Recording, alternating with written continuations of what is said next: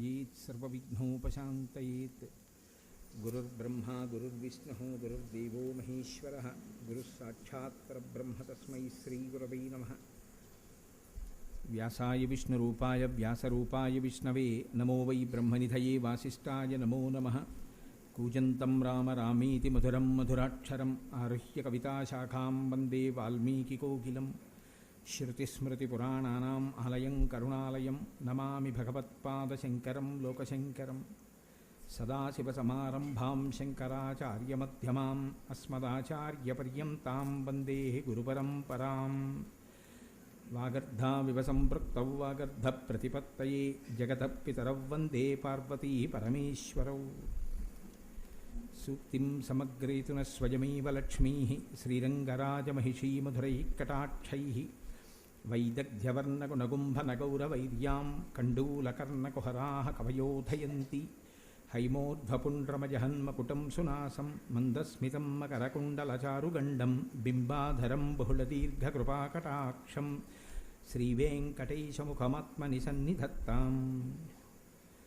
मनोजवं मरुततुल्यवेगं जितेन्द्रियं बुद्धिमतां वरिष्ठं वातात्मजं वनरयूथमुख्यं श्रीरामदूतं शिरसा नमामि। आपदामपहर्तारं दातारं सर्वसम्पदां लोकाभिरामं श्रीरामं भूयो भूयो नमाम्यहम्।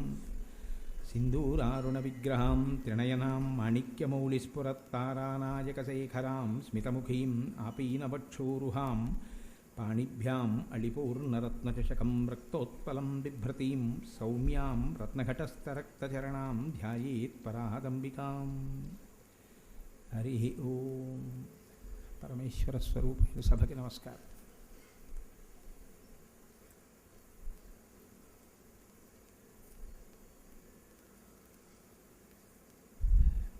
ఈనాడు చాలా సంతోషంగా ఉంది నాకు. కారణం ఏమిటంటే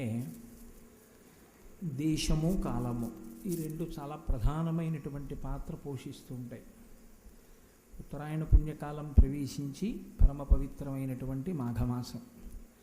అందున అటువంటి మాఘమాసంలో సార్వభౌమపీఠంగా యావత్ బ్రహ్మాండమునందు గౌరవించబడేటటువంటి శృంగగిరి పీఠానికి ప్రతిబింబన్యాయంగా ఉన్నటువంటి శాఖ అయిన ఈ గుంటూరు శృంగగిరి శారదాపీఠ శాఖలో అమ్మవారు ఇక్కడ అవతరించినటువంటి సందర్భాన్ని పురస్కరించుకొని ప్రతి సంవత్సరం జరిగేటటువంటి ఉత్సవాలలో అంతర్భాగంగా సాక్షాత్ ఈనాడు అపర శారదాస్వరూపులై ఈ భూమి మీద నడయాడుతున్నటువంటి మహాపురుషుడు అజ్ఞానాం జాహ్నవీతీర్థం విద్యాతీర్థం వివేకినాం. ఆయన సాక్షాత్ గంగానదే ప్రతి ఇంటి ముందుకి ప్రవహించి వస్తే ఎటువంటిదో భారతీతీర్థస్వామి వారి యొక్క చరణ కమలములు అటువంటివి. సర్వేషాం సుఖదం తీర్థం భారతీ తీర్థమాశ్రయే. అందరికీ అన్నీ ఇవ్వగలిగినటువంటి మహాపురుషుడు. ఇందుచేత అంటే ఆయన తపశ్శక్తి అటువంటిది. అటువంటి మహానుభావుడు ఆధ్వర్యం వహిస్తున్నటువంటి శృంగగిరి పీఠం యొక్క శాఖలో చండీ హోమం శతచండీ హోమం జరుగుతూ రేపు పూర్ణాహుతి జరగబోయేటటువంటి ముందు రోజు అసుర సంధ్య వేళలో శారదా పరమేశ్వరి పాద సన్నిధానమునందు కూర్చొని మీ వంటి పెద్దల ముందు 4 మాటలు చెప్పుకునేటటువంటి అదృష్టం కలగడం ఈశ్వరుని యొక్క నిర్హేతుక కృపాకటాక్ష వీక్షణమునకు ప్రతీకగా భావన చేస్తూ ఈనాడు నువ్వు దీని గురించే మాట్లాడు అని నన్ను హరిప్రసాద్ గారు ఏమీ శాసనం చేయలేదు. యథేచ్ఛ అన్నారు. పాపం వీడిని ఇదే మాట్లాడు అంటే మాట్లాడగలడో మాట్లాడలేడో, నీకు తెలిసింది మాట్లాడు అంటే ధైర్యంగా ఏదైనా మాట్లాడతాడు అని నాకు ఆ స్వేచ్ఛనిచ్చారు. చండీ హోమం జరుగుతోంది కాబట్టి నేను దాని గురించి 4 మాటలు మనవి చేసే ప్రయత్నం చేస్తాను. మనం అమ్మవారిని అనేకమైనటువంటి పేర్లతో పిలుస్తూ ఉంటాం. కానీ ఆ పేర్లన్నీ సత్యమా అంటే పేర్లు సత్యం కాదు, తత్వము సత్యం. సత్యమైనటువంటి తత్వాన్ని అనేకమైన పేర్లతో పిలవడం ఎందుకు అంటే మనసుకి ఆలంబనము కలుగుట కొరకు. ఇది మీరు ఎప్పుడూ జ్ఞాపకం పెట్టుకోవాలి ఉపాసనలో. ఇదే అమ్మవారి స్వరూపమా అని నేను అడిగాను అనుకోండి, ఇదే స్వరూపము కాదు. ఒక్కొక్కసారి ఆవిడ అష్టాదశ భుజాదేవి సహస్రం భుజమండిత సంభూతాసురనాశాయ తేజోరాశి సముద్భవ అన్నారు వ్యాస మహర్షి ఒకనాడు దేవీ భాగవతంలో. ఆమె 18 భుజాలతో ఆవిర్భవించింది, అదే ఆవిడ స్వరూపం. దుర్గమాసురనాశాయ, ఒకప్పుడు ఒక రాక్షస సంహారం కోసం కనకదుర్గగా ఆవిర్భవించింది, అదే ఆవిడ స్వరూపం. సింధూరారుణ విగ్రహం త్రినయనాం మాణిక్య మౌళిస్ఫురత్ తారానాయక శేఖరాం స్మితముఖీం, అదే ఆవిడ స్వరూపం. లేకపోతే అరుణారుణ వర్ణంలో ఉండేటటువంటి తరుణాదిత్య పాటల అని మహానుభావుడు వ్యాస భగవానుడు లలితా సహస్రనామ స్తోత్రంలో కీర్తించాడు, అదే ఆవిడ స్వరూపం. అంటే ఇది ఆవిడ స్వరూపం అని చెప్పడం కష్టం. కానీ మరి అటువంటప్పుడు ఈ నామాలు రూపాలు ఏమిటి అంటే, ఏదో ఒక నామము ఏదో ఒక రూపము లేకపోతే నామరూపములను ఆలంబనంగా తీసుకుంటే తప్ప నీ మనసుని నిలబెట్టడం కష్టం. కాబట్టి ముందు నీ మనస్సుని నిలబెట్టడం అనేటటువంటిది ప్రారంభం చేస్తే సత్యాన్ని తెలుసుకునే ప్రయత్నంలో అదే సత్యంలో లీనమైపోయి సత్యవస్తువుగా నువ్వే నిలబడి నువ్వే సత్యమని, నీలో ఉన్నది సత్యమని, ఉన్నది ఒక్కటే పదార్థమని, మిగిలినదంతా భ్రాంతి అని, మాయ అని తెలుసుకోవడానికి ఒక ఆలంబనం కలగడం కోసమని చెప్పి నామరూపాలు వచ్చాయి తప్ప యథార్థములకు నామరూపములు సత్యమైతే అంతకన్నా ఆశ్చర్యకరమైన విషయం లోకంలో ఇంకోటి లేదు. శంకర భగవత్పాదుల యొక్క సంపూర్ణ బోధ అంతా మాయ పోగొట్టడానికే. మాయ అనగా నామరూపములే. నేను తరచూ చెప్తుంటాను ఈ మాట. మాయ అంటే పెద్ద పెద్ద నిర్వచనముల వెంట పడకండి. నామము రూపము దీనికే మాయ అని పేరు. నామము కోటేశ్వరరావు, రూపము కోటేశ్వరరావు అని పడేటప్పటికీ ఏదో 6 అడుగుల ఎత్తు మనిషి, ఓ పంచ ఓ లాల్చి రూపం. అది సత్యమైతే ఇంకో 25 సంవత్సరముల తర్వాత నేను మెట్లిలా ఎక్కగలిగితే ఆశ్చర్యమే.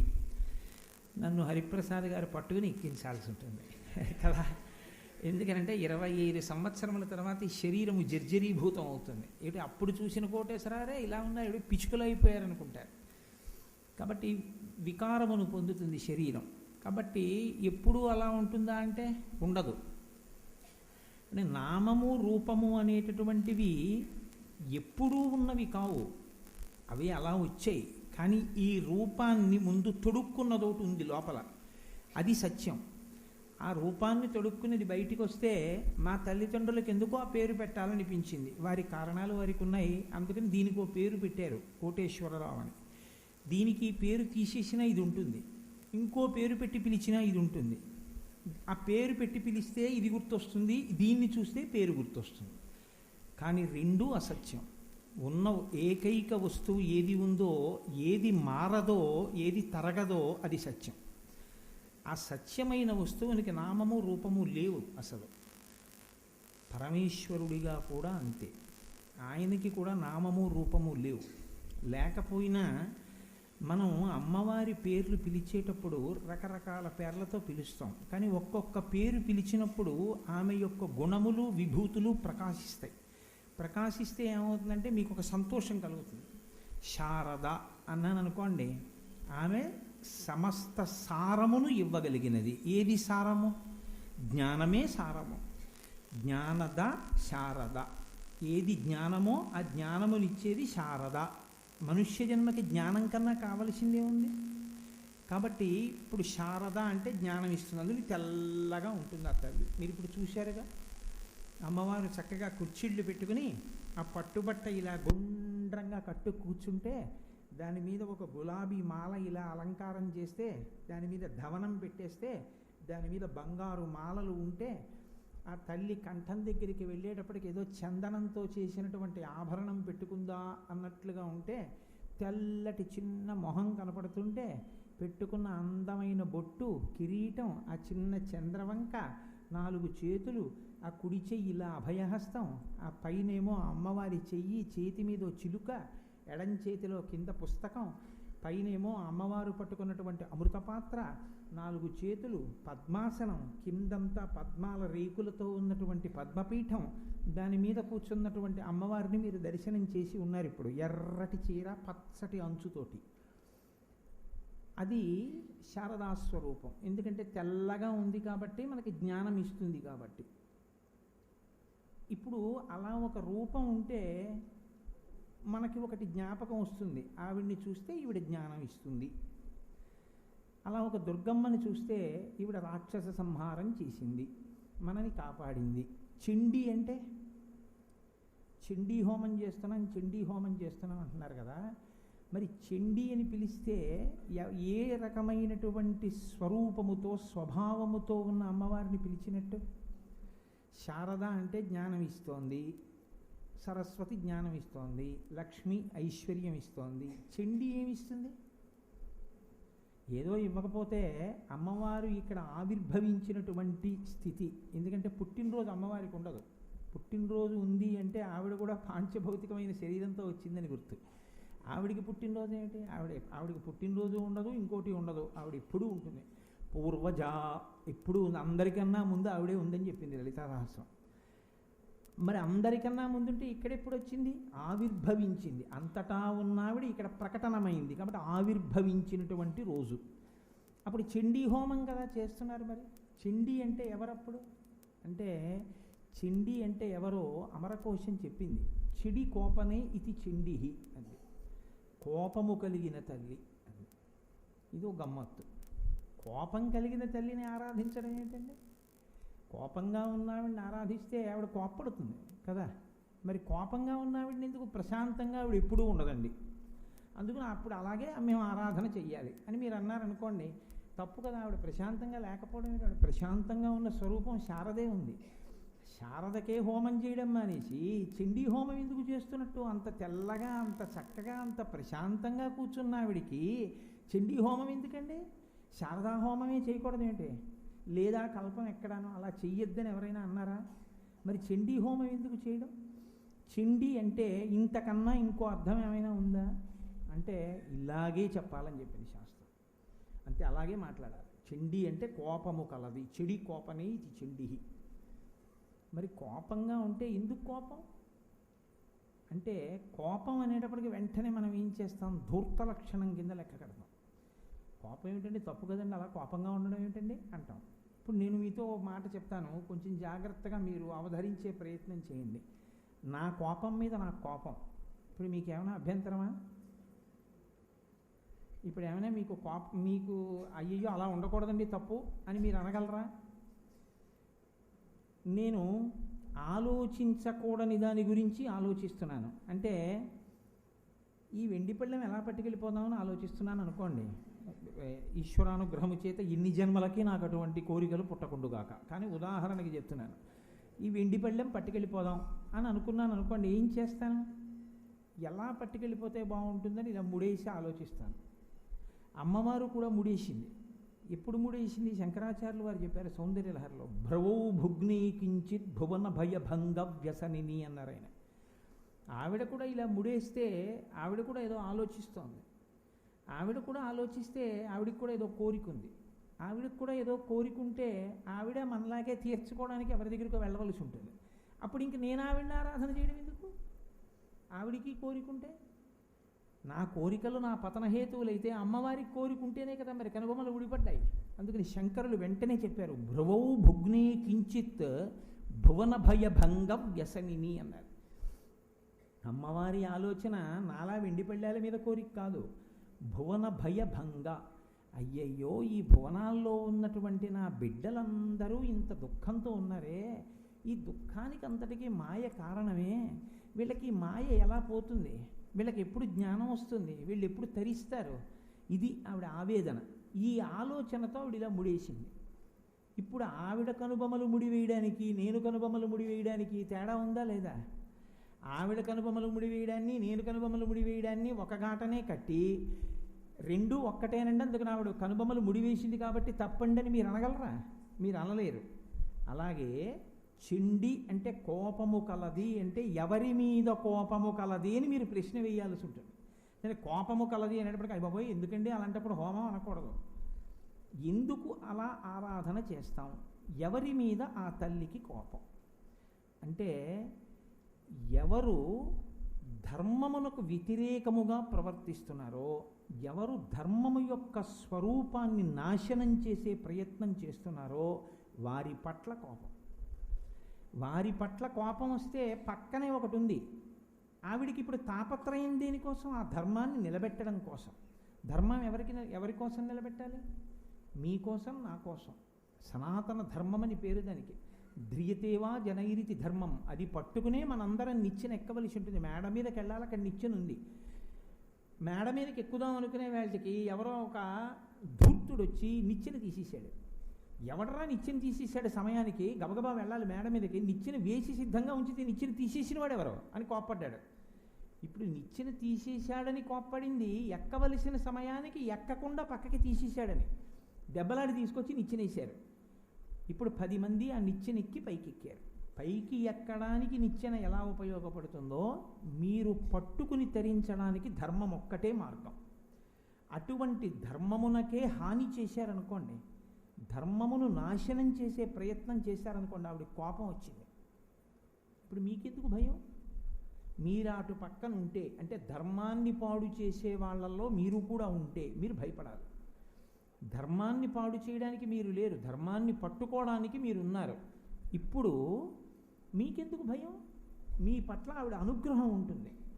ఘోర రూపము పక్కనే ప్రశాంత రూపం ఉన్నట్టు, రుద్రుడి యొక్క రూపమే శివస్వరూపమైనట్టు, మీకు మంగళప్రదమైన స్వరూపమే చండీస్వరూపం. ఇప్పుడు ఆవిడ ఏం చేస్తుంది? ఎవరు ధర్మానికి ఎదురొస్తున్నారో, ఎవరు ధర్మాన్ని పాడు చేద్దాం అనుకుంటున్నారో వాళ్ళని ఆవిడ తుదముట్టిస్తుంది. తుదముట్టించడం అంటే మీరు ఒకటి లెక్క పెట్టుకోండి, చంపేస్తుందన్న మాట వాడకండి. చంపేస్తుంది కాదు, శతధ శతవిధ వాళ్ళని మార్చే ప్రయత్నం చేస్తుందని చెప్పాలి. ఈశ్వరుడు ఎప్పుడూ కూడా నిర్దయతో వీడు ధర్మాన్ని పాడు చేస్తున్నాడు నేను చంపేస్తానండవు. వాడి యందు మార్పు కలిగి వాడు మళ్ళీ ధర్మాన్ని పట్టుకునేటట్టుగా పూనికనిస్తాడు, ప్రచోదనాన్ని ఇస్తాడు. అమ్మవారు కూడా అదే చేస్తుంది. మళ్ళీ మనందరం ధర్మం పట్టుకునేటట్టుగా చేస్తుంది, ఆ మార్పు తీసుకొస్తుంది. ఇప్పుడు ధర్మం పట్టుకున్నారు అంతే, మీకు ఈశ్వరుడి యొక్క అనుగ్రహం సర్వకాలముల యందు ఉంటుంది. ఇప్పుడు ఏది లేకపోవడం వల్ల ఆపద వచ్చిందో, ఆపద పోవడానికి ఏది మార్గమో ఆ మార్గం మీకు చూపిస్తుంది. అన్నవరం వెళ్ళాలి, దారి తప్పి జగ్గంపేటవే పెడుతున్నారు. ఎలాగండి వెళ్ళాలన్నారు? అన్నవరం అనగా ఏమి, అన్నవరం వెళ్ళుట అనగా ఏమి, ఇవన్నీ చెప్తే మీకు ఉపయోగమా? ఇటువైపుకి వెళ్ళండి అని చెప్తే మీకు ఉపయోగమా? వెళ్ళవలసిన దారి, పట్టుకోవలసిన దారి చెప్పేస్తే చాలా అన్నవరం వెళ్ళిపోతారు మీరు. అది చెప్పేటటువంటిదే చండి. ధర్మాన్ని మీకు ఇచ్చి మిమ్మల్ని రక్షిస్తుంది. కాబట్టి ఇప్పుడు ఆవిడ కోపంగా ఉంది అంటే దాన్ని వక్రీకరించి ఆవిడ కోప స్వభావురాలండి, చండీదేవిని ఎలా ఆరాధన చేస్తారండి అని మీరు చెప్పకూడదు. ఈ చండీ హోమం లోకంలో ఇంతగా వ్యాప్తి చెందడానికి, చండీదేవి యొక్క మంత్రభాగమంతా ప్రచారము జరగడానికి ఒక మహాపురుషుడు, ఒక ఋషి ద్రష్ట అయి ఉన్నాడు. ఆయన మార్కండేయ మహర్షి. ఆయన మార్కండేయ పురాణము అని ఆయన పేరు మీద ఒక పురాణం ఉంది. దానిలో 78వ అధ్యాయంలో ఉన్నటువంటిదే దుర్గా సప్తశతి. దానికి సప్తశతి అని పేరు. సప్తశతి అంటే 700 అని. దుర్గా సప్తశతి అంటే 700 శ్లోకములలో ఆవిడ యొక్క స్వరూపము ఆవిష్కరింపబడినది, ఆవిడ వైభవము చెప్పబడినది. ఇప్పుడు 700 శ్లోకములలో చెప్పాడా, 700 మంత్రములలో చెప్పాడా? ఇది మీరు పట్టుకోవాలి. శ్లోకమైతే ఒకటి, మంత్రమైతే ఒకటి. ఎందుకో తెలుసా అండి? శ్లోకమైతే అందరూ చదువుకోవచ్చు, మంత్రమైతే అధికారం ఉంటుంది, దానికి ఒక ఉపదేశం ఉంటుంది, దానికి ఒక అంగన్యాసం ఉంటుంది, దానికి ఒక కరన్యాసం ఉంటుంది, దానికి ఒక ఆ మంత్రాధిష్టాన దేవతా దర్శనము చేయడానికి వీలుగా ఒక ధ్యాన శ్లోకం ఉంటుంది, తద్దశాంశం తర్పణ ఉంటుంది, దానికి కొంత వ్యవహార శైలి ఉంటుంది. ఇప్పుడు దుర్గా సప్తశతి అంటే 700 శ్లోకములని చెప్పాలా, 700 మంత్రములని చెప్పాలా? మీరు అక్కడ పట్టుకోవలసిన గొప్ప విషయం ఏమిటంటే, దాన్ని ఉపాసన క్రమంలోకి వచ్చేటప్పటికి మాలామంత్రము అని పిలిచారు. మాలామంత్రము అంటే మంత్రముల యొక్క సమాహారము. మననాత్ త్రాయతే ఇది మంత్ర. దేనిని మీరు బాగా మననం చేస్తే మిమ్మల్ని రక్షిస్తుందో దానికి మంత్రమని పేరు. శ్లోకము మంత్రం ఎలా అయింది అంటే ఋషి యొక్క శక్తి అటువంటిది.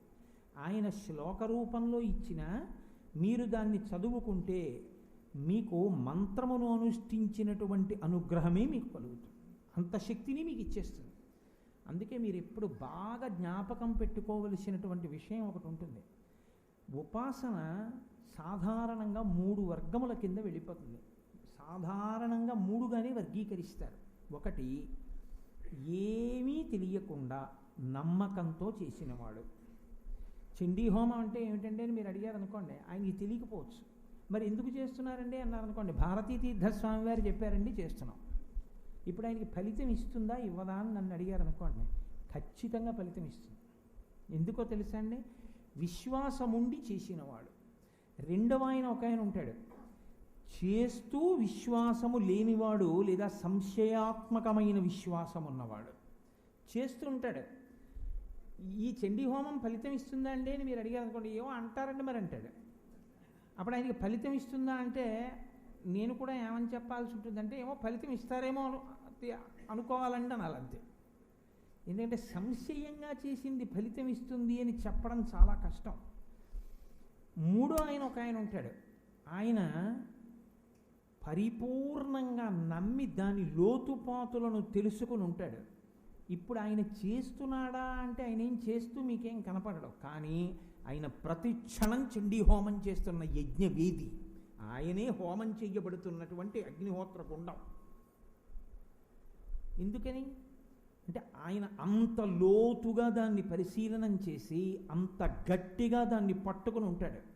ఇప్పుడు ఆయన బయటికి ఏం చేయడు, కానీ లోపల ఎప్పుడు దాని వైభవాన్ని తలుచుకుని మురిసిపోతూ బాగా కడుపు నిండా తినేసినటువంటి వాడు ఎలా త్రేణుస్తాడో అలా అబ్బా అబ్బా అంటూ ఉంటాడు. అది జ్ఞాపకం వచ్చి నమ్మి చేసిన వాడికన్నా చేసి నమ్మని వాడికన్నా చేశాడా అంటే పైకి చేస్తున్నట్లు కనపడకపోయినా తలుచుకు రమించిపోగలిగిన వాడు ఎవడున్నాడో వాడు పై స్థాయిలో ఉంటాడు. ఇది అందుకే దుర్గా సప్తశతి జపం చేస్తారు. దుర్గా సప్తశతి ఎప్పుడూ హోమమే చెయ్యాలనేం లేదు, సప్తశతి జపం చేసుకుంటారు. అంటే దాన్ని పారాయణం చేస్తారు, చదువుతారు. ఇన్ని రోజులు ఇన్ని పర్యాయములు చదువుతున్నాను అని చదువుతారు. చదివితే అది ఫలితం ఇచ్చేస్తుంది అంతే. ఎందుకు ఇచ్చేస్తుంది అంటే దాని స్వరూపం అలా నడిచింది. ఆయన ఇచ్చింది 700 శ్లోకాలు, 700 శ్లోకాలు కలిపి మాలామంత్రం. మళ్ళీ 700 శ్లోకాలు 13 అధ్యాయముల కింద విడిపోయాయి. 13 అధ్యాయములు 3 చరిత్రల కింద విడిపోయాయి. మొదటిదాన్ని మొదటి చరిత్ర అని పిలుస్తారు, ప్రథమ చరిత్ర. రెండోది మధ్యలో ఉంది కాబట్టి మధ్యమ చరిత్ర. మూడవ దాన్ని ఉత్తమ చరిత్ర అని పిలుస్తారు. చివరి చరిత్ర కాదు, ఉత్తమ చరిత్ర అంటారు. 3 చరిత్రల కింద నడుస్తాయి. బాగుందండి, 3 చరిత్రల కింద నడుస్తాయి అన్నారు కదా, ఎందుకు అలా విభాగం చేయాలి 3గా సప్తశతిని అంటే? మొదటి చరిత్ర దేని గురించి చెప్తుంది అంటే మధుకైటభ సంహారం గురించి చెప్తుంది. మధుకైటభులు అనేటటువంటి రాక్షసులు అమ్మవారితో యుద్ధం చేయడం, అమ్మవారు వాళ్ళని సంహారం చేయడం. రెండవ అధ్యాయం దేని గురించి చెప్తుంది అంటే మహిషాసురుడు అనబడేటటువంటి రాక్షసుణ్ణి వధించడం గురించి చెప్తుంది. ఉత్తమ చరిత్ర 3వ భాగం దేని గురించి చెప్తుంది అంటే శుంభ నిశుంభులు అనేటటువంటి రాక్షసుల్ని అమ్మవారు వధించడం గురించి చెప్తుంది. ఇప్పుడు ఇందులో 3 రాక్షసుల యొక్క సంహారం ఉంది దుర్గా సప్తశతిలో. ఈ 3 రాక్షసుల యొక్క సంహారము చెయ్యడమేనా అందులో ఉన్నది, ఇంకేమైనా ఉందా అంటే మళ్ళీ ఇందులో మీరు ఏరుకోవడానికి ముత్యాలు ఉన్నాయి. అవి పెద్దలు ఏం చెప్తారంటే 1వ అధ్యాయం, 4వ అధ్యాయం, 5వ అధ్యాయం, 11వ అధ్యాయం, ఈ 4ంటిని కవచముల కింద చెప్తారు. ఇవి ఎంత శక్తివంతములంటే ఇంకా దుర్గా సప్తశతి పారాయణ చేసినటువంటి వాళ్ళకి తెలుస్తుంది దాని శక్తి ఏమిటో. 1వ అధ్యాయం చతుర్ముఖ బ్రహ్మగారు అమ్మవారిని స్తోత్రం చేశారు. 4వ అధ్యాయంలో దేవేంద్రుడు అమ్మవారిని స్తోత్రం చేశాడు. 5వ అధ్యాయంలో దేవతలు అమ్మవారిని స్తోత్రం చేశారు. 11వ అధ్యాయంలో నారాయణీ స్వరూపంగా అమ్మవారు స్తోత్రం చేయబడింది. స్తుతి అంటే స్తోత్రము అంటే స్తుతి చేయడం. ఆ స్తుతి చేయడం కూడా మనకి రాదు. 4 అధ్యాయములలో 1, 4, 5, 11 అధ్యాయాలలో చేయబడినటువంటి స్తోత్రం ఏముందో ఈ 4 అధ్యాయములు అత్యంత శక్తివంతమైనటువంటి అధ్యాయాలు. వీటిని పారాయణ చెయ్యండి అని చెప్తారు. చండీ హోమమే చెయ్యాలని లేదు, చేస్తే చాలా మంచిది, నేను కాదంటలేదు. హోమం చేసినప్పుడు ఆ దేవతే వచ్చి స్వీకరిస్తుంది హవిస్సుని.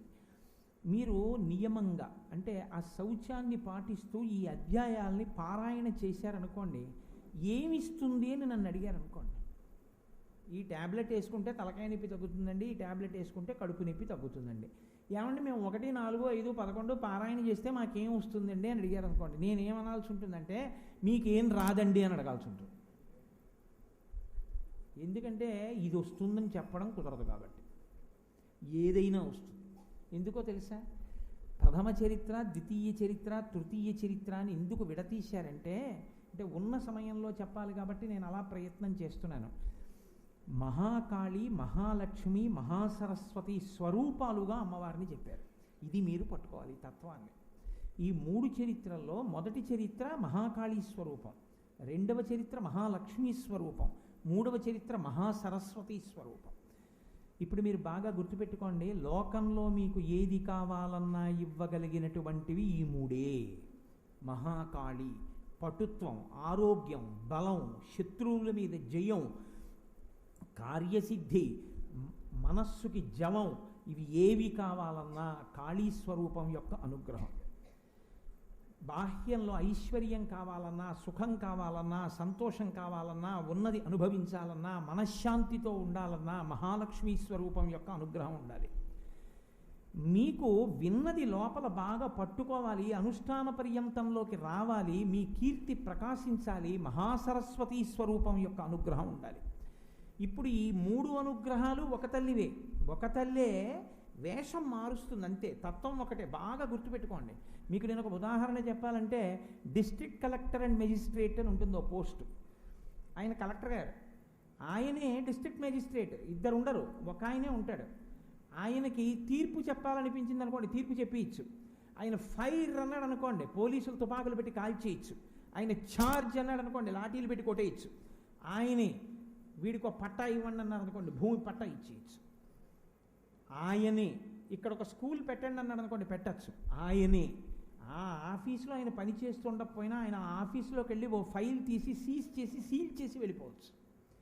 ఇన్ని అధికారాలు ఆయనలోనే ఉన్నాయి. ఆయన మెజిస్ట్రేట్గా ఉండాలనుకున్నప్పుడు మెజిస్ట్రేట్, కలెక్టర్గా ఉండాలనుకున్నప్పుడు కలెక్టర్, ఆయన సర్ప్రైజ్ చెక్ చేయాలనుకున్నప్పుడు డిస్ట్రిక్ట్ అథారిటీ, ఒక ఎన్నికలు జరుగుతున్నప్పుడు ఆయన డిస్ట్రిక్ట్ రిటర్నింగ్ ఆఫీసర్.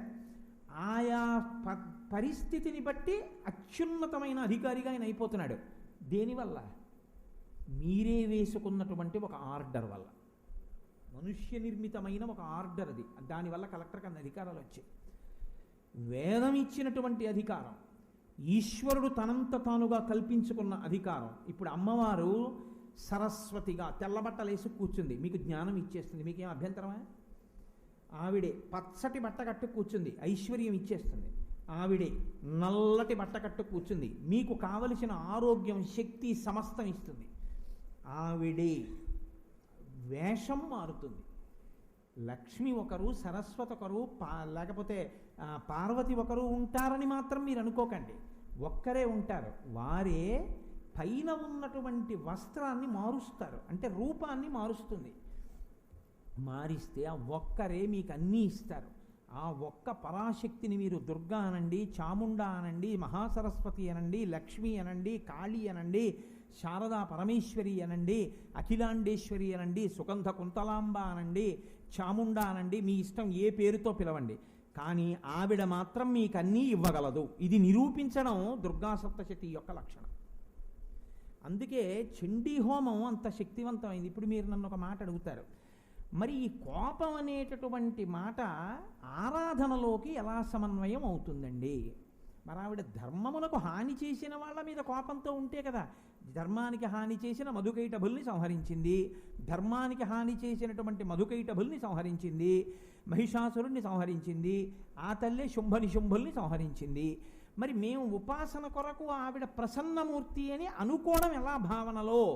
మీకు నేను బాగా తేలిక మాట ఒకటి చెప్తా. మీ దగ్గరికి వచ్చి చేతకాని వాళ్ళు కొన్ని మాటలు చెప్తుంటారు లోకంలో సాధారణంగా. అమ్మో ఉగ్రస్వరూపం అండి అంటుంటారు.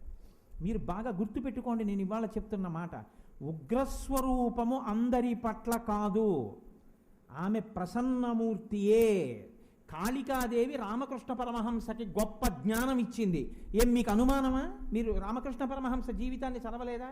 మరి కాళీ స్వరూపాన్ని ఉపాసన చేసి రామకృష్ణ పరమహంస అంత గొప్పవారు అవ్వలేదా? ఇప్పుడు ఇక్కడ గురు పరంపర చెప్తూ చెప్పారు, నృసింహస్వామి వారిని అంత ఆరాధన చేసినటువంటి నృసింహ భారతీ స్వామివారి శృంగగిరి పీఠానికే మణిపూసయ్యి అంత కీర్తి ప్రతిష్టల్ని తీసుకొచ్చారు. అటువంటి నరసింహస్వరూపాన్ని ఆరాధన చేసినటువంటి వారు అంత గొప్పవారు కాలేదా?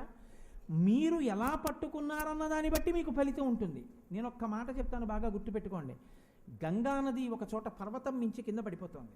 అలా ఇలా కాదు, రంగతుంగ తరంగ సంఘములతో రంజిల్లు ఘోషంబుతో బంగారంబగు పొంగుతో నురగతో పువ్వాట తుంపర్లతో భంగుల్ సల్పుతో జంఘలించుతున్న భూభాగము నుండి జారన్ పైనుంచి కిందకి జారిపోతోంది ఆకాశం నుంచి.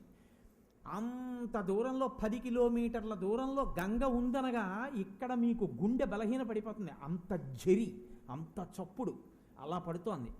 ఇప్పుడు మీరు ఎలాగో అలా కష్టపడి దగ్గరికి వెళ్ళి చూశారు. అక్కడి నుంచి బండ మీద ఆవిడ పడుతూ ఉంటే మళ్ళీ అంతెత్తు పైకి లేస్తోంది తుంపర. ఇప్పుడు ఆ గంగా స్నానం గొప్పది. ఇప్పుడు నేను అన్నాను, ఏమండి మీరు వెళ్ళి దాని కింద తల పెట్టండి, మీకు స్నాన ఫలితం వస్తుందన్నాను. మీరు పెడతారా? మీరు పెట్టరు. అమ్మో దాని కింద తల ఎలా పెడతానండి అంటారు. ఎందుకు పెట్టలేనంటున్నారు? అక్కడ గంగ మీరు తల పెట్టడానికి యోగ్యంగా లేదు, అంత మాత్రం చేత గంగ కాకుండా పోయిందా? అది చెప్పండి నాకు. గంగ కాకుండా పోయిందా? గంగ కాకుండా పోలేదు. ఇప్పుడు ఆ తల పెట్టలేకపోయినా ఇలా అంటే చాలు, మీకు నమస్కార ఫలితమే, స్నాన ఫలితమే. ఆ గంగే కొంచెం మీరు 4 అడుగులు కిందకి దిగేటప్పటికి రాళ్ల మించి ఇలా వెళ్ళిపోతుంది. అక్కడ స్నానం చేశారు. ఆ గంగలోనే చేయాలంటే ఈ గంగలోనే చేయకూడదనండి అంటారేమిటి? అనరు. మీరు ఎవరి మీద కోపంతో ఉందో అమ్మవారు తెలుసుకోకుండా ఆవిడ్ని ఉగ్రస్వరూపం అనకూడదు. ఎవరి మీద ఉగ్రస్వరూపం అని అడగాలి. అధర్మం మీద ఉగ్రస్వరూపం అంటే మీకు రక్షకురాలు ఆవిడ, మీకు కన్న తల్లి. ఒక బిడ్డడి దగ్గరికి ఓ పిచ్చి కుక్క పరిగెత్తుకుంటూ వచ్చి పిల్లాడి మీద కలిగిపడబోతోంది. అమ్మ ఏమీ కనపడలేదు, అక్కడ మడత మంచం ఊచ కనపడింది. ఆ ఊచ తీసేసి, పిచ్చి కుక్క అమ్మని కరవదా అంటే నాకేమైనా పర్వాలేదు, పిల్లాడు రక్షింపబడాలి. ఆ కుక్క మీద పడి అమ్మ ఆ ఊచతో కుక్కను పొడి చేస్తోంది. పిచ్చి కుక్క భయపడాలేమో కానీ అమ్మని చూసి పిల్లాడు భయపడాలా? ఇప్పుడు అమ్మ ఎంత కోపంతో చీర పైకి తీసి ఇలా దోపుకుని జుట్టు విడిపోయి ఆ మడత మంచం ఊచ చేత్తో పట్టుకుని పిచ్చి కుక్కని పొడి చేస్తున్నా సరే పిల్లవాడికి మా అమ్మ వచ్చింది సమయానికి, కుక్కని పొడి చేస్తోంది, అమ్మ ఉండబట్టి నేను రక్షింపబడ్డాను. ఇప్పుడు మీకు భయమా పిచ్చి కుక్కకి భయమా? నాకు చెప్పండి.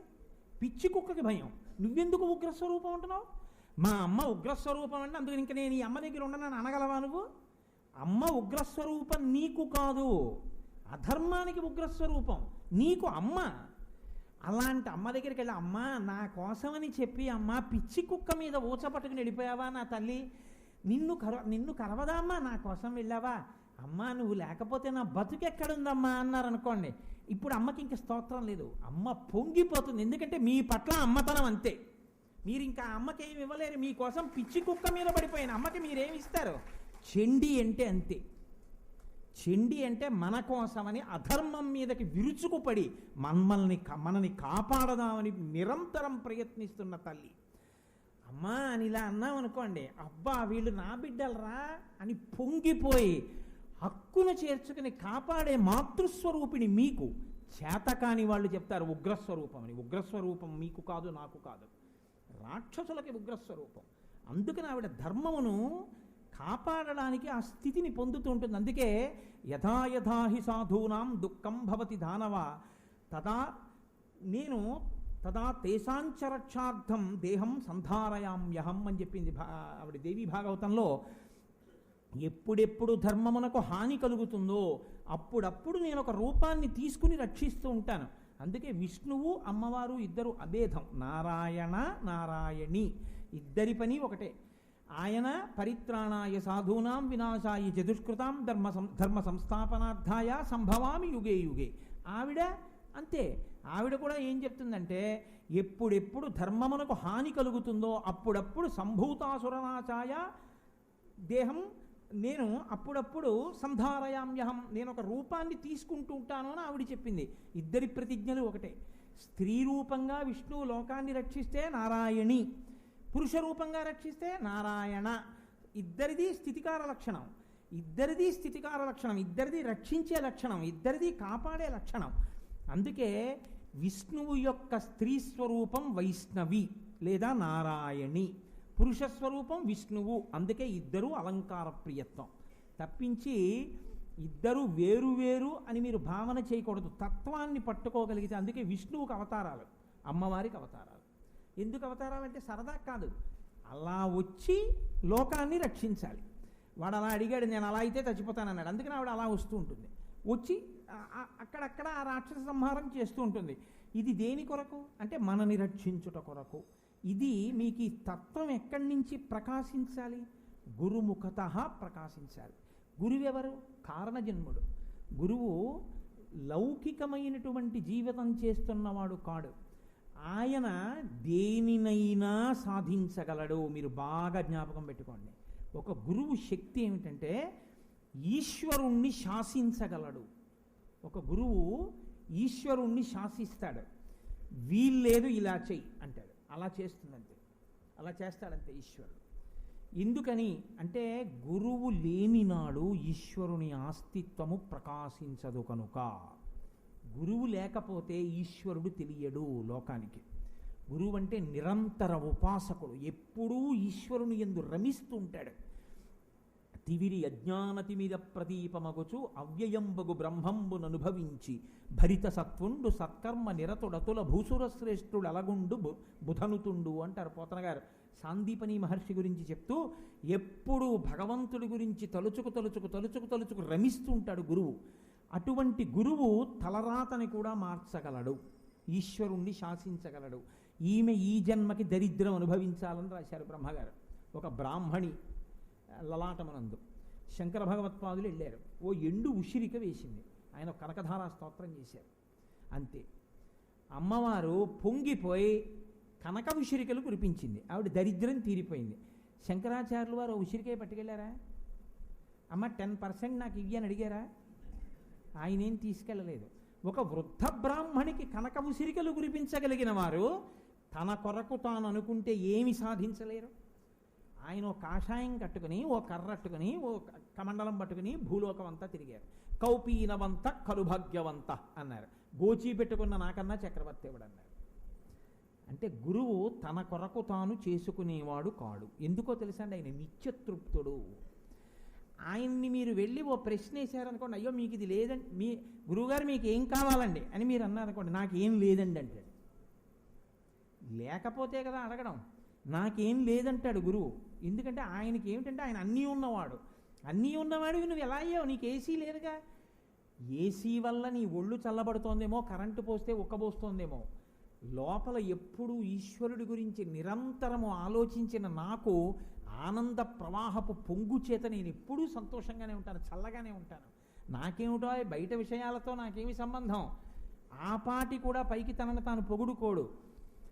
ఏమిటో పర్వాలేదండి, హాయిగా ఉంటుంది కదా అంటాడంతే. అందుకే ఆయనకి ద్వంద్వములు ఉండవు.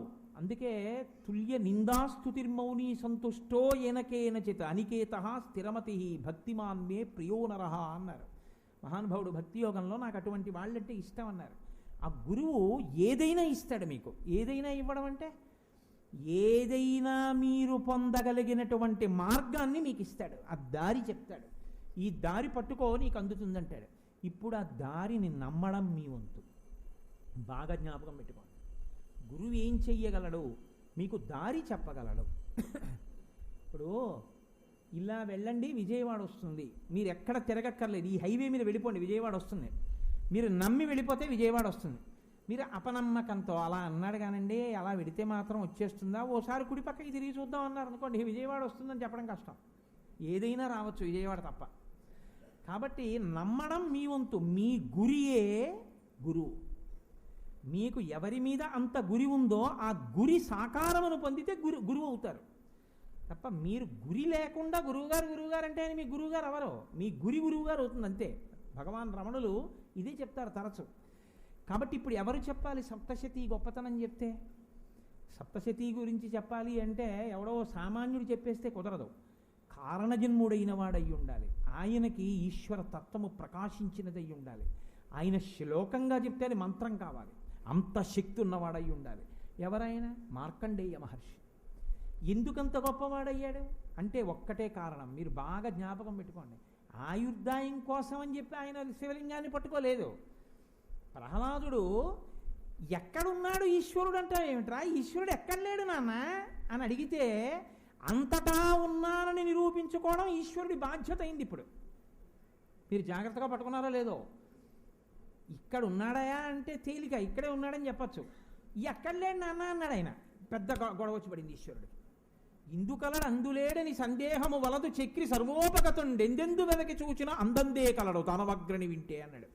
ఎక్కడున్నాడంటే ఏంటి? ఎక్కడైనా ఉన్నాడన్నాడు. ఎక్కడైనా ఉన్నాడా అన్నాడు ఈయన. ఇప్పుడు ఎక్కడైనా ఉన్నాడా అన్నవాడు ఈ వేలు ఎత్తుతాడు, ఇక్కడ ఉన్నాడా అంటాడు. అంటే ఈయన ఏమంటాడు మళ్ళీ మళ్ళీ అదేం మాట, అంతటా ఉన్నాడు అన్నాను కదా అంటాడు. అయితే రమ్మను అంటాడు. ఆయన రాలేదు. ఇప్పుడు ఎవరి మాట పోయింది? ప్రహ్లాదుడి మాట పోయింది. తనని నమ్ముకున్నవాడి మాట నిజం చెయ్యవలసిన బాధ్యత ఈశ్వరుడిది. కాబట్టి ఇప్పుడు ఆయన రావాలి. రావడం అంటూ వస్తే హిరణ్యకశిపుడు ఉండకుండా రావాలి. కాబట్టి ఇప్పుడు ఆయన ఏం చేశాడు? హరి సర్వాకృతులం కలండనుచు ప్రహ్లాదుండు భాషింప ఎందును లేడు లేడనుచు దైత్యుండు తర్జింప శ్రీ నరసింహాకృతి దాల్చనచ్యుతుడు నానాజంగమ స్థావరోత్కర గర్భంబుల అన్ని దేశముల ఉద్దండ ప్రభావంబునన్ ఈ సమస్త బ్రహ్మాండములు నారసింహంగా నిండిపోయాడు. అలా మార్కండేయుడు కూడా ఈ లోకంలో ఒక విషయాన్ని నిరూపించాడు. ఆయన నాకు ఆయుర్దాయం ఈయన శివలింగాన్ని కౌగులించుకోలేదు. మీరు చాలా జాగ్రత్తగా పట్టుకోవాలి ఆ విషయాన్ని. ఆయన ఏం చేశాడంటే మాఘమాసంలోనే వచ్చాడండి యమధర్మరాజు గారు. మాఘమాసంలోనే శుక్లపక్షంలోనే నాకు సరిగ్గా జ్ఞాపకం ఉంటే తదియ తిథినాడు అనుకుంటా వచ్చాడు. యమభటులు తీసుకురాలేకపోతే యమధర్మరాజు గారే బయలుదేరి వెళ్ళినటువంటి తిథి మాఘమాసంలోనే వస్తుంది. ఆయన శివలింగాన్ని కౌగులించుకుని ఉన్నాడు. నేను లోపలికొచ్చి తేవడం కుదరదు, బయటికి రా అన్నాడు. నేను రానన్నాడు. అయితే ఇక్కడి నుంచే వేస్తానని పాశం వేశాడు. ఇప్పుడు ఆయన అన్నాడు, శివ శివ నాకు ఆయుర్దాయం ఇయ్యి అనలేదు. ఆయన అన్నాడు, ఇదేమిట్రా నా మీద పాశం వేస్తానంటావేంటి? చంద్రశేఖర చంద్రశేఖర చంద్రశేఖర పాహిమాం చంద్రశేఖర చంద్రశేఖర చంద్రశేఖర రక్షమాం. చంద్రశేఖర, నేను చంద్రశేఖర నిన్ను ఆశ్రయించి ఉన్నాను.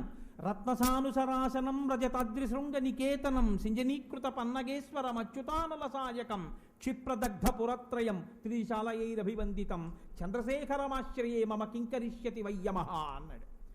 ఆయుర్దాయం ఇమ్మని లేదు, చంద్రశేఖరమాశ్రయే నేను చంద్రశేఖరుణ్ణి ఆశ్రయించి ఉన్నాను. కింకరిష్యతి వయ్యమహ, ఓ యమ నువ్వు నన్నేం చేస్తావురా అన్నాడు. ఆయుర్దాయం ఇమ్మని అడుగుతున్నాడా? నేను నిన్ను పట్టుకుని ఉండగా వీడు నన్నేం చేస్తాడని అడుగుతున్నాడు. యముడి వంక చూసి మాట్లాడుతున్నాడు. శివుడితో మాట్లాడలేదు. మీరు ఇది పట్టుకోవాలి చాలా జాగ్రత్తగా. చంద్రశేఖరాష్టకం అంటే అది. శివలింగాన్ని కౌగలించుకున్నాడు. చంద్రశేఖరమాశ్రయే నేను ఈయన్ని పట్టుకుని ఉన్నాను. కింకరిష్యతి నువ్వేం చేస్తావురా వై యమహ, యముడవైతే నన్నేం చేస్తావు అన్నాడు. ఆయన్ని ఆశ్రయించి ఉంటే నేనేం చేస్తానేంటి, తీసేస్తా ప్రాణాలని పాశం వేశాడు.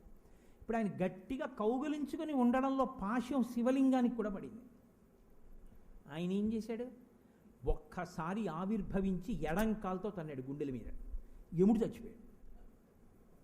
శంకర భగవత్పాదులు ఈ సందర్భానికి లేచి నిలబడన్నారు. వక్షస్థాడనమంతకస్య కఠినాపస్మార సంవర్ధనం భూభృత్పర్యటనం నమశ్చురచిర కోటీర సంఘర్షణం కర్మేదం మృదులస్య తావక పదద్వంద్వస్య గౌరీపతే మచ్చేతో మణిపాదుకా విహరణం శంభో సదాంగీకురు స్తోత్రం చేశారు మహానుభావుడు జగద్గురువులు. ఏమి శంకర భగవత్పాదులు!